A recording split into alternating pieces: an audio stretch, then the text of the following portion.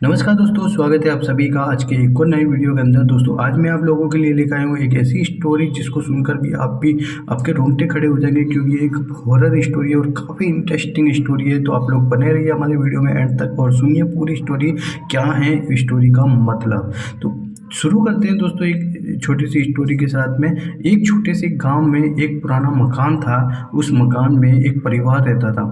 परिवार के सदस्यों में एक लड़की थी जिसका नाम रिया था। एक रात रिया अपने कमरे में सो रही थी, तभी उसने एक अजीब सी आवाज़ सुनाई दी। आवाज़ उसके कमरे से आ रही थी। रिया ने सोचा कि शायद कोई चूहा या बिल्ली होगी, लेकिन जब उसने अपने कमरे की लाइट जलाई तो उसने देखा कि उसके कमरे में कोई नहीं था। लेकिन तभी उसने एक और आवाज़ सुनी। यह आवाज़ उसके कमरे के बाहर से आ रही थी।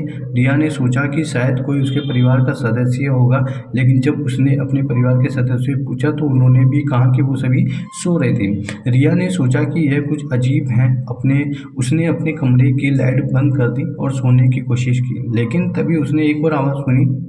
यह आवाज़ उसके कमरे के अंदर से आ रही थी। रिया ने अपने कमरे की लाइट जलाई और देखा कि उसके कमरे में एक अजीब सी चीज़ थी। वह एक पुरानी सी डॉल थी। डॉल की आंखों में बहुत अजीब सी लग रही थी। रिया ने सोचा कि यह क्या है। उसने डॉल को अपने हाथ में लिया और देखा कि डॉल की आंखें उसकी ओर देख रही थी।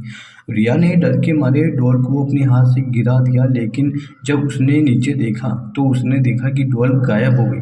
ये बहुत भयानक स्थिति थी। रिया ने सोचा कि ये क्या हो रहा है मेरे साथ में। उसने अपने परिवार के सदस्यों को जगाया और उन्हें बताया कि ये क्या हुआ था, लेकिन जब उन्होंने उसके कमरे में जाकर देखा तो उन्हें कुछ नहीं मिला। रिया ने सोचा कि शायद वह पागल हो गई है, लेकिन तभी उसने एक और आवाज़ सुनी और यह आवाज़ उसके कमरे के बाहर से आ रही थी। रिया ने सोचा कि ये क्या है, उसके साथ में क्या हो रहा है। उसने अपने कमरे की लाइट जलाई और देखा कि उसके कमरे के बाहर एक औरत खड़ी थी। वह औरत बहुत ही अजीब सी लग रही थी। रिया ने सोचा कि ये क्या है, उसके साथ में हो क्या रहा आखिर। उसने औरत से पूछा कि वह कौन है, लेकिन औरत ने कुछ नहीं कहा। वह बस रिया को देखती रही।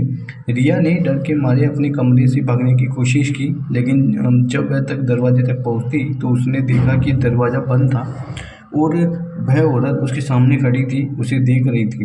रिया ने सोचा कि यह उसका अंत है और वह उसके औरत के पास आई और अपनी ओर हाथ बढ़ाया।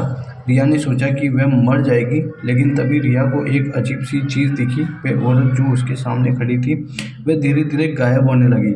रिया ने सोचा कि यह क्या हो रहा है उसके साथ में।